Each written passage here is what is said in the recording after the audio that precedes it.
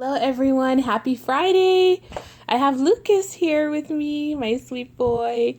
And this is going to be kind of a multi-purpose video. I'm going to be doing one or two tags, answering a question, and changing and feeding Lucas. So it's going to be a melting pot of things. So I hope you stick around and watch to the end because it's going to be probably a 20-minute video. All right, ladies, so let's go ahead and feed my sweet boy today. I already got him undressed. This is what he was wearing. I adore this sleeper on him. His grandma Shelly sent it to him, and it is by Carter's. And what I love about it, it was short sleeve and it was feetless. And I love that, especially here in Arizona because of our warm weather. And I just adore those colors. I love those colors. And it had a little dog on the chest there. So I just took this off of him. He was wearing that all this week since we got back from Washington. So time to feed him. And I'm going to go into the first question that a new sub had asked me. And I thought I would go ahead and answer that for her. And she asked very nicely too. So thank you for answering or asking the question in such a nice way. But she's new to the Reborn world, and she wanted to know why us reborn mommies change our babies' diapers or nappies. And I think I'll do it like a 2-question thing, and I'll also throw in why we feed them, since that's what I'm doing right now.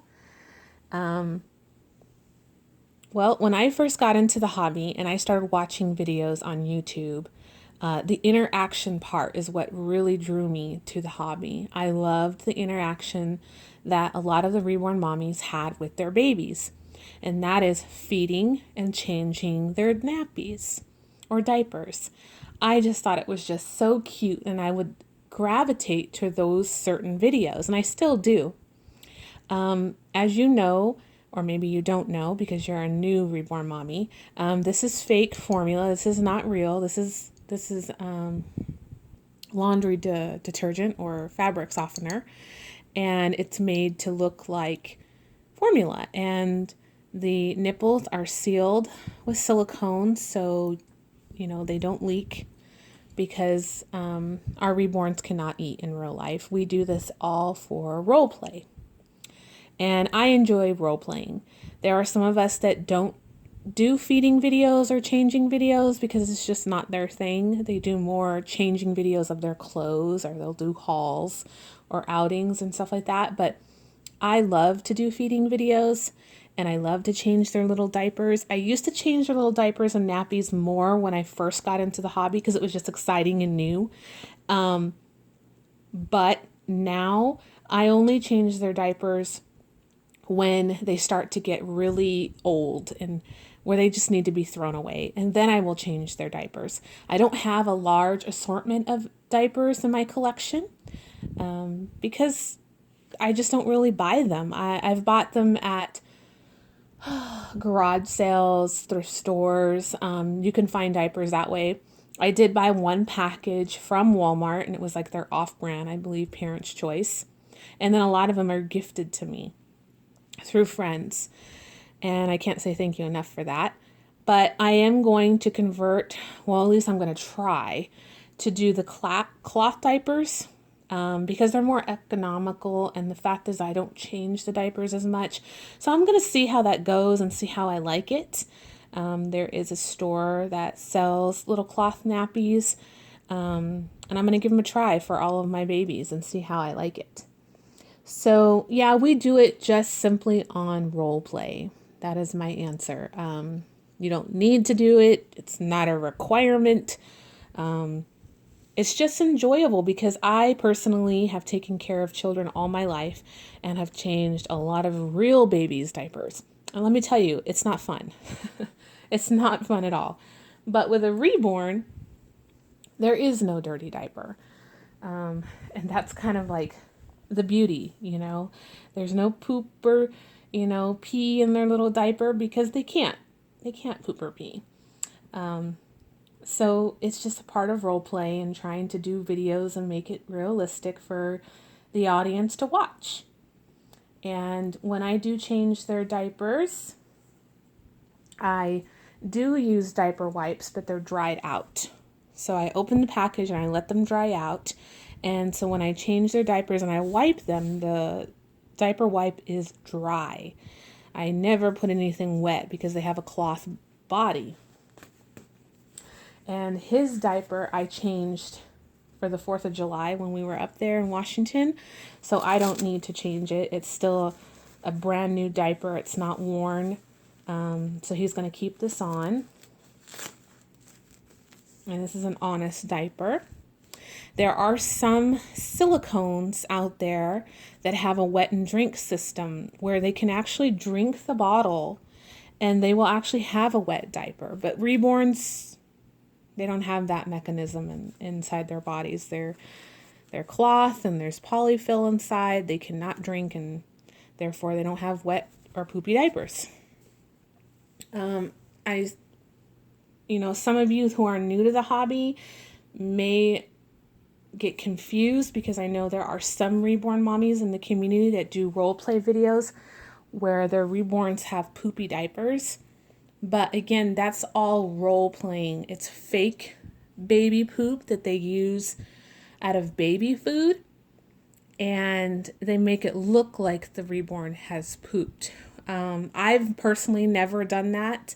I never will do that because it's just something that I don't want to do because like I said, I've changed a lot of poopy diapers in my life and I like having a Reborn that doesn't poop or pee. So therefore that role play aspect is just not in my cup of tea. But I do love to change their diapers and I like to feed them with the fake formula. It's just fun and it's just relaxing to me to role play. So I hope that answered your question. Again, thank you to all my new subs. If you're a new Reborn mommy, welcome to the community. I know there's a lot of you who have been messaging me or leaving comments saying you're getting your first Reborn soon, and I'm very excited for you guys. It's definitely a fun hobby.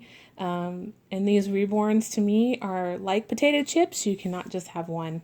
Well, for me anyway, I can never just have one. They are just so precious and sweet, and I adore this hobby so much. So yeah, let's move on to the next topic, and that was a tag. And I'm going to change Lucas here into his outfit of the day. This was a tag that Jordana came up with. If you guys don't know who she is the daughter of Inez, this little piggy 41. Love that channel. Her and her daughter, oh, they're so sweet, so sweet. So she wanted to start her first tag, and her tag was, have you ever switched the gender of your Reborn baby? Because as you know, some of the Reborns can be switched. You know, they may come to you as a girl, but then you change them into a boy and vice versa. And to answer your question, Jordana, yes, I have. I have done it twice in my collection. One came to me as a little boy and I changed him into a girl, and one came to me as a boy and I changed him into a girl. And it wasn't right away. It took me a week to decide on the first baby, and then it took me a couple of months on the second baby. You know, I think it's very fun, you know, that we're able to do that. They did not have gender belly plates. So that wasn't a huge deal. And even if they do have gender belly plates, you know, with the girl and the boy bits, it doesn't really matter to me. Because I don't usually use my belly plates. And if I do, and if I did switch the gender, say if it was a boy's belly plate and I changed it into a girl, you're only going to see the belly when I photograph them anyway. So it doesn't really matter to me. And I think it's okay. I think it's fun to be able to do that because a lot of these Reborns out there can switch genders and can look like either a boy or a girl. Especially, it depends on how the reborn artist paints the baby. There are some artists that when they reborn a baby, it's just right in the middle. And it goes along with the sculpt hand in hand. They can just switch. You can switch it a girl, you can switch it a boy easily. Then there are some reborns, it's much harder to do that because the way they were reborn and the way they were sculpted. Like for me, with Lucas, I only see boy because I requested his artist to paint him as such, to give him more boyish features, to bring the boyish features out in this kit. Even though this sculpt can be boy or girl, because I've seen some gorgeous little girls in our community, I wanted this kit to be a boy. But I think that it was a very good tag question, Jordana. And thank you for starting it because I don't think we've ever had that question asked. But yeah, I think it's great. And it's the beauty of our hobby that we can do that. Okay, so that was one of the tags I wanted to answer. The second one I wanted to answer was, what was my first impression of reborns? And that was started by Herlonda, Pooh Bear 253. And I've seen quite a number of you guys do this tag. So I wanted to jump in on that and give it a go. But my first impression of this hobby was, wow, and where do I get one? I seen my first reborn about 5 years ago at a yard sale. And to make a long story short, when I was introduced to that baby, I was hooked. Hooked right off the bat because my love for children. I did love dolls as a child, but I didn't have too many dolls. And, I had a Barbie. I had a cloth doll that was specifically made for me by a woman who was our neighbor. And she had yarn hair. She was a soft body doll. And I took her around everywhere. But I didn't have a huge collection of dolls when I was younger. But I had that motherly instinct as a child and into my adolescence, just wanting to nurture and love. So when I seen these reborns for the first time, I was just flabbergasted on the realism. And the woman who showed me the reborn, her mother was an artist. And we actually went to her home that evening. She was a good neighbor to my brother-in-law. They were friends, so it wasn't like some total stranger. So we went up to the home of her mother, who was the reborn artist. And there was babies galore in her home. She had toddlers. She had 3-month size, newborn, preemie, and I seen her work studio. And she was the first one to enlighten me and educate me and bring me over to the reborn side. And as soon as I left, immediately I started Googling reborns and where to find them and where to buy them. And I was just so impressed with the art, with the realism. I did not think they were creepy. I did not think they were weird. Because the fact that they looked so beautiful and peaceful and realistic. And I was looking at the sleeping babies. When I was a child, I was not a big fan of porcelain dolls.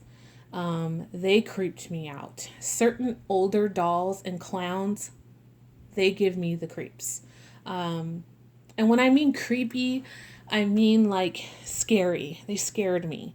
And I don't like clowns. I've never seen, maybe I've seen one clown that I thought possibly was cute, and that was at the Rose Doll Show when Bean created one out of the Miracle Sculpt of Lordly Eagles. She was cute. And I think her name was Jelly Bean, I believe. And I saw her at the Rose Doll Show. That was the only clown that I ever thought was cute. Otherwise, I am not a fan of clowns.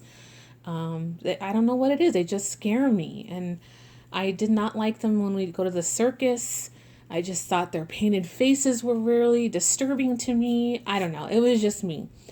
And the porcelain dolls, I didn't like the way their faces would come across. Very like just straightforward, no smile, kind of sad looking faces. And the porcelain dolls would also scare me.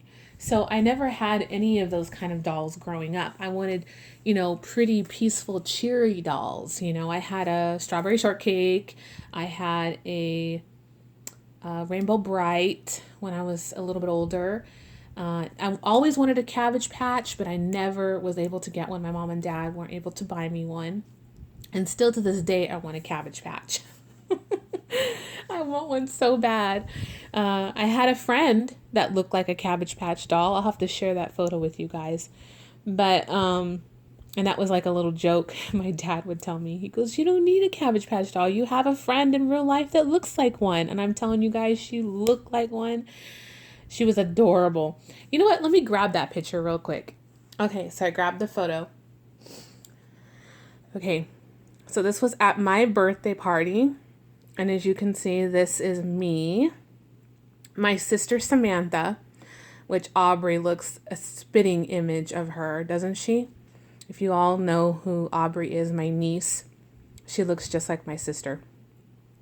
And this is my friend. And she had freckles galore all over her little cheeks, and she looked like a Cabbage Patch doll, especially when she wore her hair in pigtails. She was adorable. And she was my neighbor. We lived in an apartment complex, and she lived on one of the other units, I think upstairs. And she came to my birthday party. Oh my gosh, looking at this photo. Where does the time go? But yeah, as you can see, I was always the mother figure to my siblings, and I have always watched children in my life. So when I seen these beautiful dolls, I knew they needed to be a part of my life. And to me, it wasn't an accident that I stumbled across this hobby. This was fate. I know that God led me down to that garage sale. When you're talking about, this garage sale was in California. I live in Arizona. I went to go visit my brother-in-law, and they had a yard sale that weekend that I went.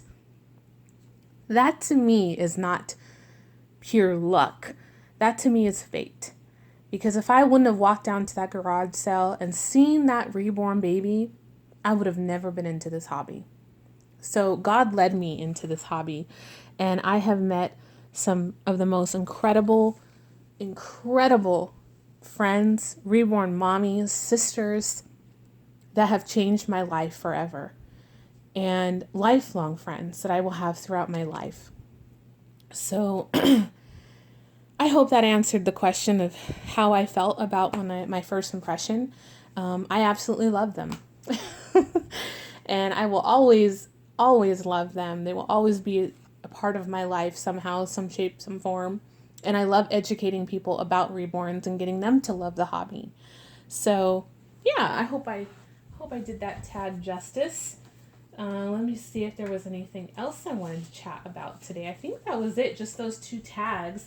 I know there are other tags going around, but I need to do that in a separate video because I'm already running out of time. Yeah, 18 minutes. Let's put his little booties on. Let's give him his little passy. I'm going to take your passy today. Oh, sweet boy. My sweet boy. I thought he can hold on to Tigger since he's got Winnie the Pooh over here. And Winnie the Pooh is floating right here up in the sky, holding on to his balloon. Oh, you just put your passy out. Sweet boy.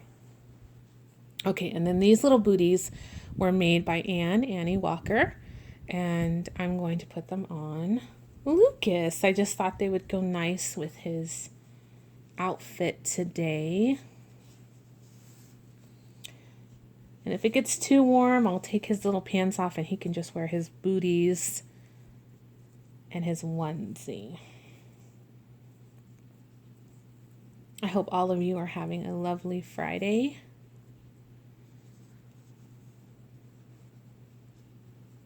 don't know if I should put this over the booties. I don't know how that looks. I guess it looks all right. I have booties on his sister, Elodie, if you guys seen that on my Instagram. I put little yellow booties on her yesterday. Oh, they were so cute. So cute. I love booties. I love crocheted booties. If it was up to me, I would have them in a rainbow of colors. I just adore them on babies. I think they are like the perfect accessory. Because they're just easy. And they go with so many things. Okay. So there is my boy. All ready for the day. Oops. There we go. Oh, Tigger. He has so many different loveys. He doesn't really have one particular one. Well, his dinosaur. He holds his dinosaur every night. But I like to switch the loveys out with different videos that I make. I try to at least. So yeah, I think that's about it, ladies. Have a wonderful weekend. I may come back on tomorrow and do a video with one of the girls. I'll probably dress Zoe. There's something cute I want to put on her. But yeah, thank you all for watching, and thank you Jordana and Herlonda for the tags. I love tags. I like to join in and answer them if I can. So thank you guys. Thank you for watching. Toodles!